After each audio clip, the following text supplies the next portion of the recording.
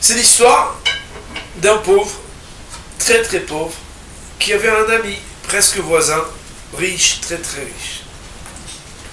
Et ce pauvre, très très pauvre, chaque fois qu'il était en grande galère, dans une situation insupportable, il allait voir son ami riche, très très riche.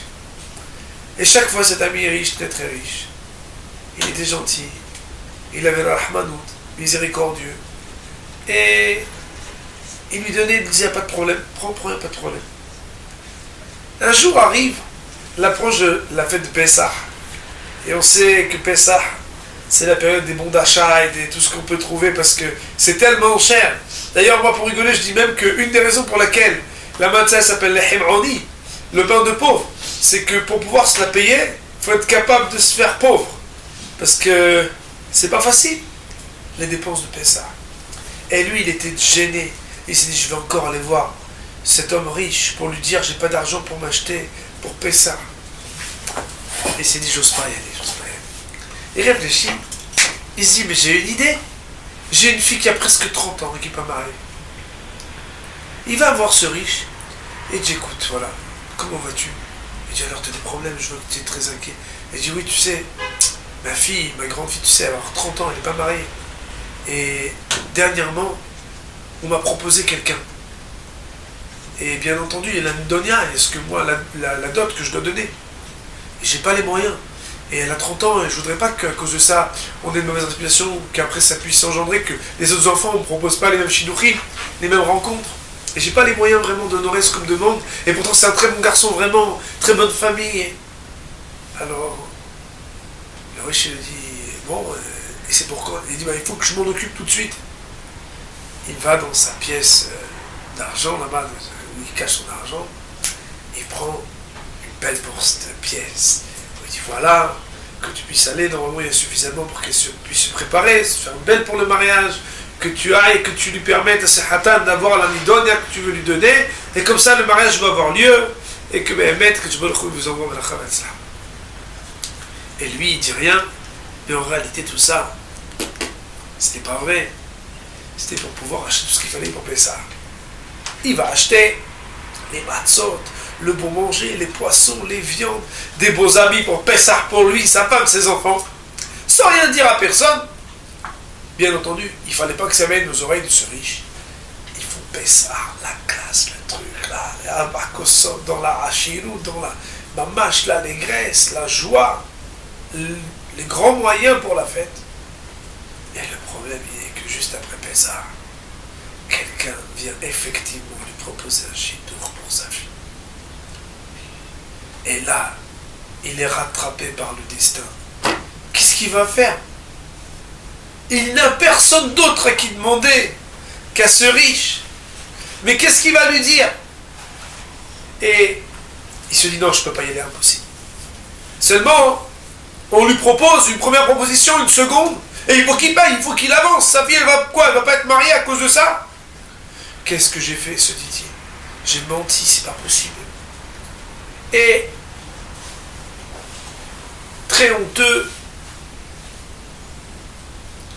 il prend le chemin pour aller voir ce riche et lui dire, écoute, prête-moi quand même de l'argent.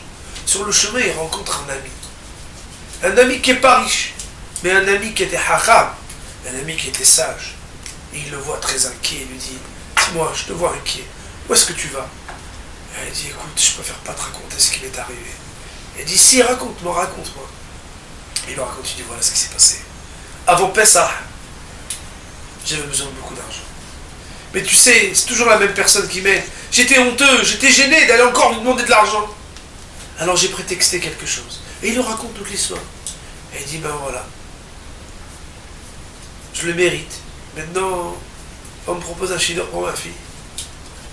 Et je ne sais pas comment faire. La seule personne à qui je peux demander, c'est cet homme. Alors je vais aller chez lui.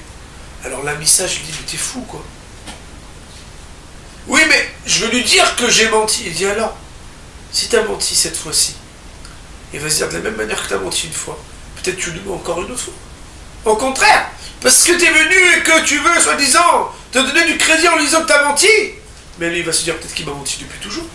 Alors que t'es en train de dire que c'est une seule fois que tu l'as menti. Il dit jamais il te donnera si tu lui dis ça. Il va croire qu'encore tu vas utiliser l'argent autrement. Alors il le regarde encore plus inquiet. Il dit, alors qu'est-ce que je peux faire? Alors son ami Hacham, son ami sage, lui dit, j'ai peut-être une idée. Regarde ce que tu vas faire. Tu vas aller chercher le Hatan lui-même. Tu vas l'amener devant la porte de ce riche. Tu vas le laisser à l'extérieur. Tu vas rentrer avec la Ktuva de Shtar Irusin.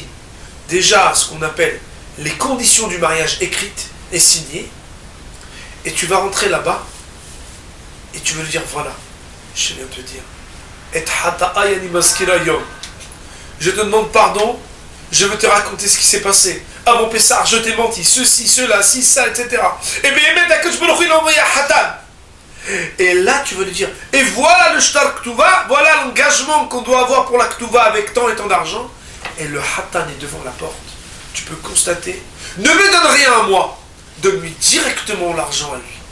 Si tu lui dis ça, alors je peux te garantir que si c'est un homme qui a bon cœur, il te donnera et il t'aidera. Et c'est ainsi que ce pauvre, inquiet, mais confiant dans ce conseil, prend la route avec ce Hatan chez ce riche. Et c'est comme ça que il frappe à la porte, il entre, il pleure et il lui dit, j'aurais jamais dû te mentir. Voilà ce que j'ai dit, j'aurais jamais dû. Non. Voilà le shtar tanaïm de ma fille, Akadosh Baruch Hu m'a envoyé maintenant à Hatan.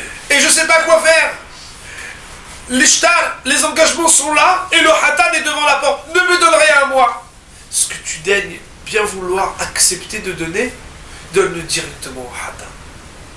Et c'est ainsi que Béhémet, il a pris l'argent, ce riche, il a ouvert la porte, il a vu le Hatan, il a donné une bourse d'argent à ce Hatan. L'histoire en elle-même est déjà magnifique, mais l'enseignement est extraordinaire. Nous ressemblons, nous tous, dans nos prières à Kadosh Baruch Hu, à ce pauvre. Nous venons dire à Kadosh Baruch Hu qui nous donne des moyens, et on lui dit tous les jours, donne-moi des moyens, je vais faire des mitzvot, donne-moi la santé, je vais faire des mitzvot, donne-moi toutes sortes de choses, je vais faire des mitzvot.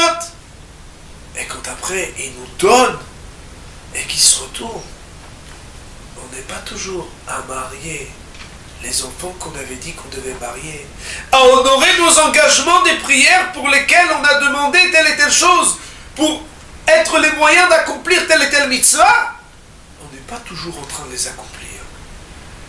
Et quand Béhémet, après, on revient voir Akadosh Baruch Hu pour prier, premièrement, à notre niveau, des fois, on n'a même pas la honte de venir demander. Mais si on avait la honte, mesdames, à quoi on devrait penser? On devrait dire à Hachem, ne me les donne pas à moi, donnez directement dans ce compte cadastre, qu'il est que pour les mitzvot, administré que pour l'accomplissement des mitzvot. Et même ça, des fois, on n'arrive pas à le faire. C'est pourquoi il faut être capable, comme le dit le verset, un homme, il ne doit pas déshonorer sa propre parole. Tout ce qui sort de sa bouche, il devra réaliser. Il y a un commentaire extraordinaire du Ben Ish Chai qui dit, si toi, tu ne déconsidères pas, déshonores pas ce que toi tu dis, alors la deuxième partie du verset, c'est pas toi qui l'as fait. Tout ce que toi tu diras, Hachem il te le donnera. Combien quand tu pries, si Hachem il donne les moyens de ce que tu demandes pour ce que tu l'as demandé, tu honores tes engagements, alors Béhémet, quand tu redemandes à Kadosh Baruch Hu, tout de suite il te donne les moyens. Et si parfois, quand Kadosh Baruch Hu donne les moyens, au lieu de les utiliser comme on les avait demandés, on les utilise autrement. Premièrement, il faut au moins avoir la honte, comme cet homme, de se dire, mais comment maintenant je vais demander à Hachem avec ce que j'ai fait de mon argent? Comment je vais lui demander? Je vais lui dire que c'est pour...